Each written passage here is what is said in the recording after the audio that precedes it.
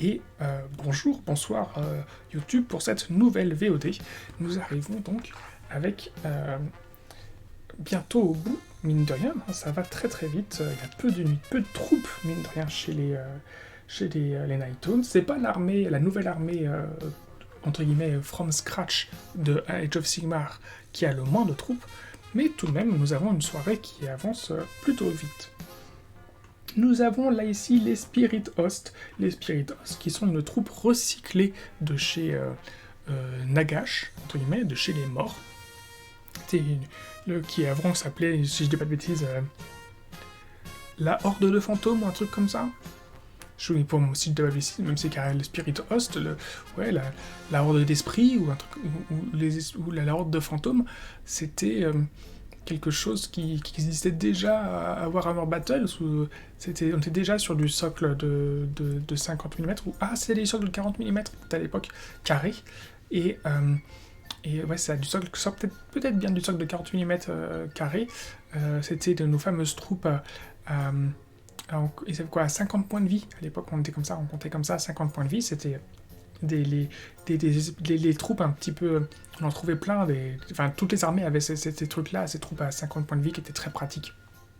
Pardon, qu'est-ce que j'ai avec mon nez? Pourtant, aujourd'hui j'ai pas du tout pris de coque. Je déconne.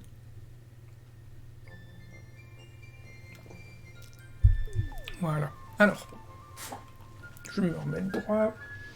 Les Spirit Host. Spirit Host qui est une unité très très très populaire à juste titre.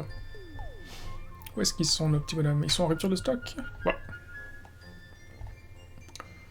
Dit-il en fronçant les sourcils.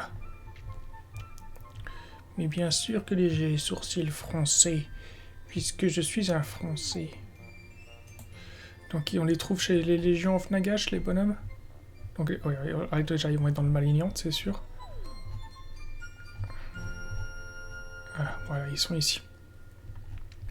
Écoutez, je vais garder le Malignant ouvert parce que nos troupes suivantes sont également dans le Malignant. Donc, voilà. D'ailleurs, je vais me permettre de redire ce que j'ai déjà dit lors de la vidéo précédente. Oui, c'est pas la vidéo précédente, mais lors du live et du coup des VOD concernant les héros. Eh ben, quel dommage et quelle bizarrerie que cette unité, qui est donc le Mortis Engine, eh bien, ne soit pas tagué Nighthaunt. Hein, il me semble qu'il n'y a pas eu de mise à jour de son War Scroll. Hein. Il me semble qu'il est toujours pas tagué Nighthaunt, ce truc. De toute façon, ils n'ont pas mis à jour le truc depuis 4 ans. Donc voilà, hein, vous reconnaissez le PDF, il n'a pas été mis à jour depuis 4 ans. Donc, bah non, il a pas le... Il a le mot-clé Malignante, mais il n'a pas du tout le... Il n'a pas le mot-clé Nighthaunt. Quel dommage. Bon, donc, pardon. Nos fameux Spirit Host.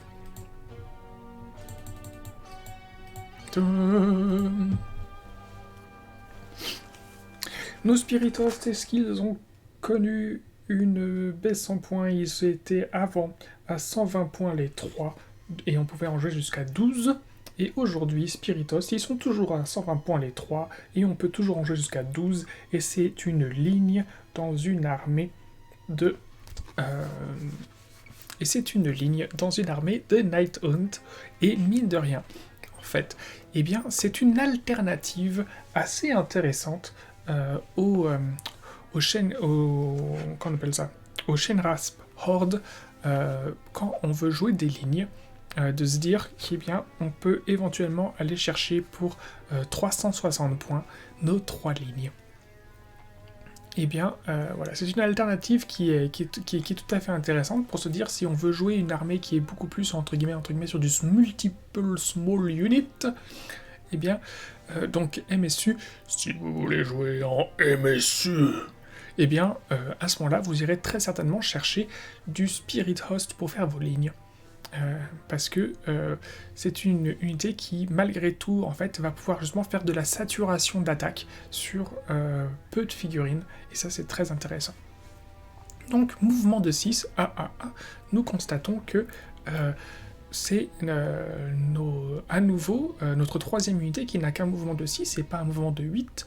Ils ont une sauvegarde de 4+, donc plus intéressant. Bravoure de 10 et 3 blessures. Alors oui, 3 blessures par socle, sachant que vous allez quand même ne jouer que 3 socles. Donc ensuite, leurs armes, griffe et dague spectrale. Portée 1, 6 attaques, toucher 5+, bouh, 5+, là c'est pas bien du tout. Blessé 4+, bouh, pas bien. Perforation, 0, et dégâts 1. Donc là on est quand même sur des stats qui sont, malgré les 6 attaques, toucher 5+, blessé 4+, je préfère largement ce qu'on avait vu plus tôt, avoir que 2 attaques et toucher sur du 4+, et blesser sur du 3+, ça ne fait aucun doute. Alors, qu'est-ce qui se passe ? Pourquoi on les aime bien ? Donc, ils peuvent voler, d'accord, ils sont éthérés, d'accord, donc ils ont le toucher funeste. Si le jet de touche non modifié pour une attaque de griffe et dague spectrale donne 6, cette attaque inflige une blessure mortelle et la séquence d'attaque se termine. N'effectuez pas de jet de blessure ni de sauvegarde. Voilà, donc c'est cette petite règle qui va sauver cette troupe, parce que du coup, comme ils ont 6 attaques, que vous allez en jouer donc au minimum 3, donc faire vos 18 attaques. Sur vos 18 attaques, vous allez effectuer au moins stat 3 blessures mortelles. Ouais, c'est ça, je crois. 3 ou 4 blessures mortelles. Stat. Bon, écoutez. Sachant que vous pouvez relancer les 1 pour toucher. C'est parce que vous allez gérer pour avoir un héros avec un mouvement de 6, et là c'est facile parce que du coup, votre héros, il a le même mouvement que vos spiritos, donc vous n'avez pas besoin de le faire courir. Donc je parle du spirit tourment. Hein. Écoutez, je suis mitigé sur cette unité, je sais qu'elle est populaire. De toute évidence, on est sur une unité qui est sur le papier et plus difficile à synergiser parce qu'elle a quand même des stats un peu moyennes et qu'elle n'a pas de règles de mouvement ou de choses qui lui augmentent ses attaques, qui lui augmentent ses capacités pour toucher quoi que ce soit. Donc c'est vrai que sur le papier elle paraît dans la théorie nettement moins intéressante que les précédentes, mais nous verrons la semaine prochaine qu'il y a des options tout à fait intéressantes pour les jouer et on comprendra ensemble pourquoi cette unité est populaire. Et malgré son toucher 5+, et son blessé 4+, ça reste une unité que je trouve intéressante. Ne serait-ce que parce que elle fait tout à fait le taf en termes de petite unité tanky. Avec ses 3 blessures et sa sauvegarde de 4+. Sachant qu'elle est invocable, etc., etc. Donc elle, c'est vraiment une unité qu'il est aisé de maintenir en vie à distance, grâce à ça. Il n'y a pas grand-chose de plus à aller voir chez eux.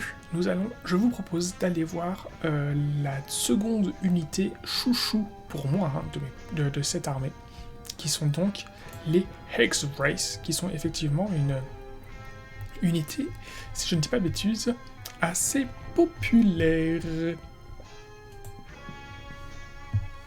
Voilà, les Hexwraiths. Alors, donc bien sûr, je vous remercie pour votre attention YouTube.